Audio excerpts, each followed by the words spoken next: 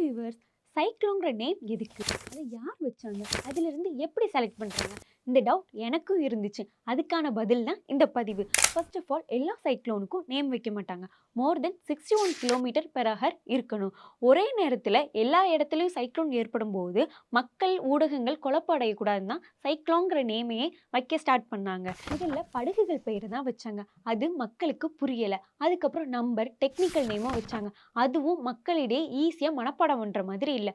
1958ஆம் ஆண்டு அமெரிக்காவில் ஏற்பட்ட புயலுக்கு கரோல் எட்னா என்ற பெண்பால் பெயரையும், 1978ஆம் ஆண்டு ஆண் பெண் சமத்துவத்தை கருதி டேவிட் கிரிட்டரிக் என்ற ஆண்பால் பெயரையும் வச்சாங்க. பின் உலக வானிலை அமைப்பை உருவாக்கி 191 நாடுகள் உறுப்பினர்களாக இருக்காங்க. அதை 8ஆவும் பிரிச்சிருக்காங்க. அது என்னென்னு பார்க்கலாம்.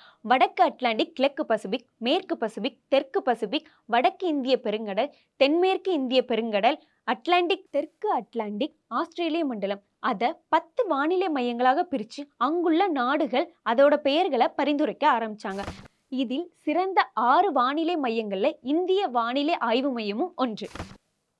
அப்புறம் 2000 நடந்த உலக வானிலை அமைப்பு மாநாட்டில் இந்தியா, பாகிஸ்தான், உமன், மாலத்தீவு, இலங்கை, தாய்லாந்து, வங்கதேசம் போன்ற 8 நாடுகள் 8 பெயர்களை பரிந்துரைச்சாங்க. அதுல 64 பெயர்கள் இருந்தது. பின் 2004 சவுதி அரேபியா, ஐக்கிய அரபு நாடுகள், ஈரான், கத்தார், ஏமன் ஆகிய நாடுகள் இந்த குழுவில் சேர்ந்தாங்க. இதில் ஒவ்வொரு நாடும் 13 பெயர்களை பரிந்துரைச்சு மொத்தம் 169 பெயர்கள் உள்ளது. இதில் ஒவ்வொரு புயலுக்கும் சுழற்சி முறையில் இந்திய வானிலை ஆய்வு மையம் வழியாக பெயர்கள் பரிந்துரைக்கப்படுகிறது. புயலுக்கு பெயர் வைக்கும் போது அரசியல் மற்றும் அரசியல் பிரமுகர்கள், கலாச்சாரங்கள் மற்றும் மத நம்பிக்கைகள், பாலின நடுநிலைத்தன்மை இதெல்லாம் பெயர் வைக்கும் போது இயற்கைக்கு முரண்பாடதாக இருக்கக்கூடாது. பெயர் குறுகியதாகவும் உச்சரிக்க எளிதாகவும் இருக்க வேண்டும். அதிகபட்சமா 8 எழுத்துக்கள் கொண்ட பெயராக தான் இருக்கணும்.